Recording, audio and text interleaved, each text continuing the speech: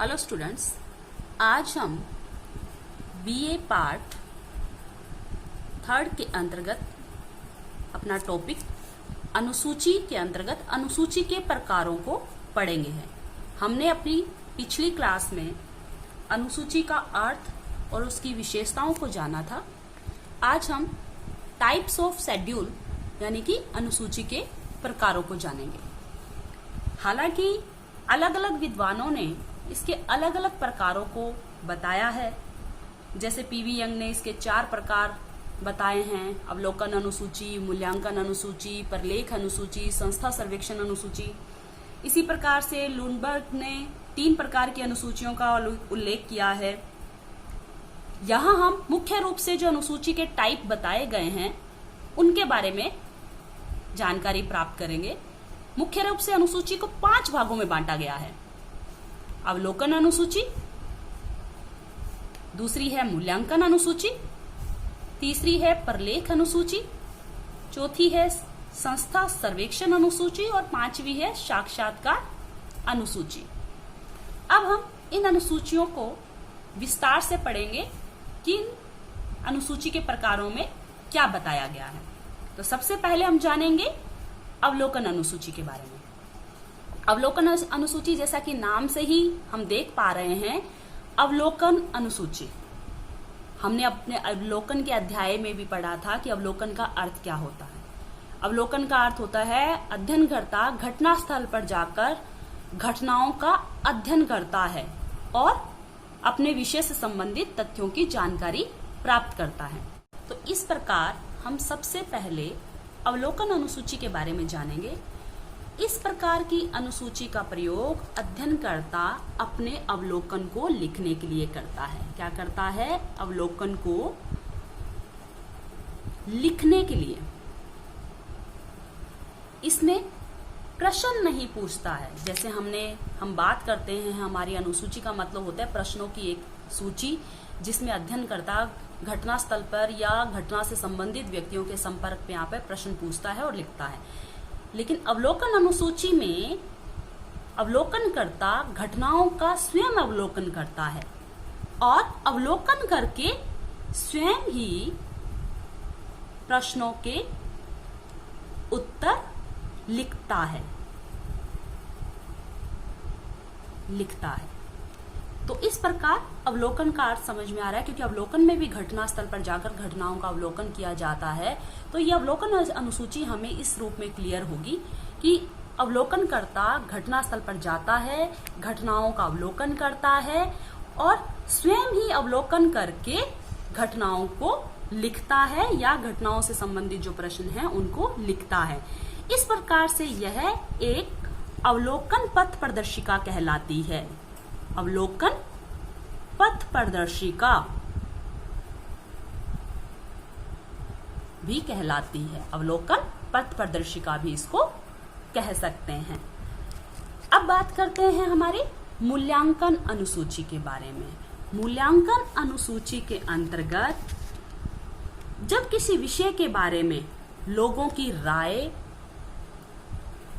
रुचि,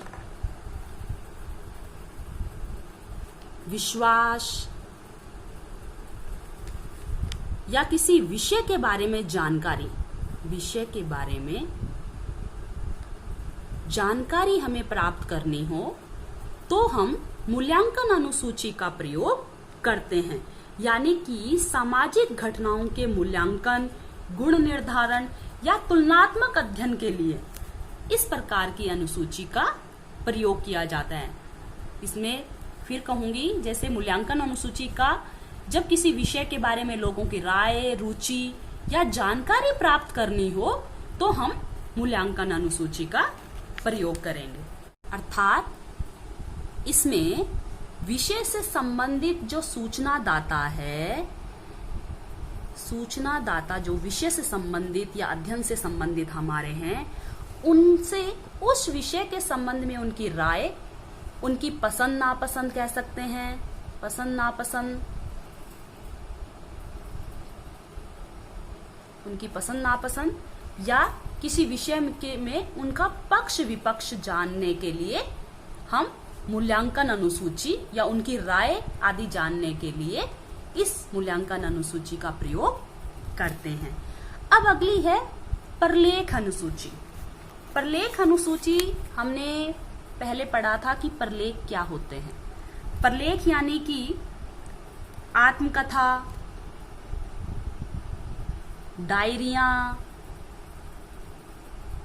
ये जो द्वितीयक स्रोत हमने तथ्य के अंतर्गत पढ़े थे, सरकारी गैर सरकारी दस्तावेज, ये सारे प्रलेख के अंतर्गत आते हैं।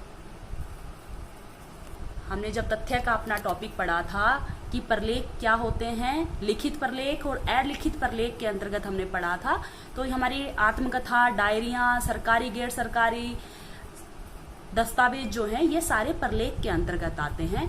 तो प्रलेख अनुसूची का प्रयोग जब इन प्रलेखों से कोई जानकारी हमें प्राप्त करनी होती है तो वहां प्रलेख अनुसूची का प्रयोग किया जाता है या उसको प्रलेख अनुसूची कहा जाता है।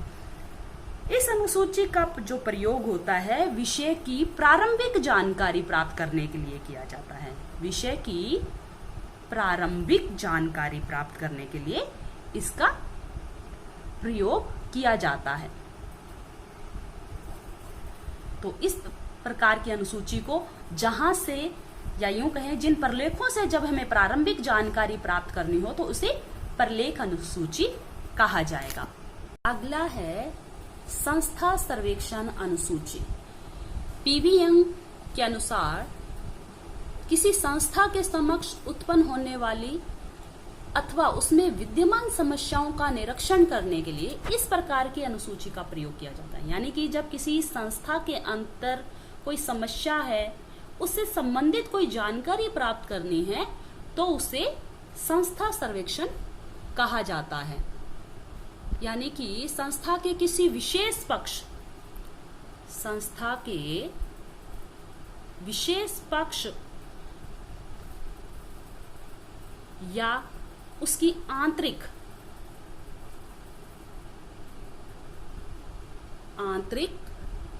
एवं बाह्य समस्याओं,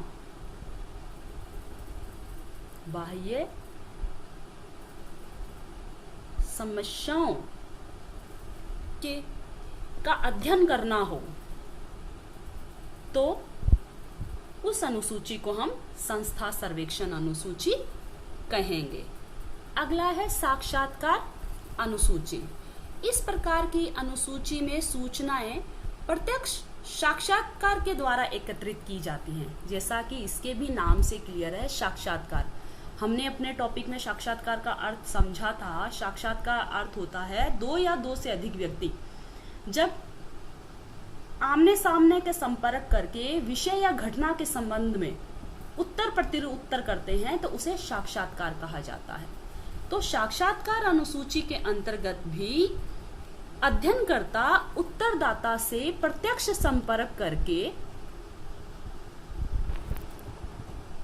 प्रश्नों को पूछता है और सूचनाओं को प्राप्त करता है, उत्तर उसमें लिखता है। इसमें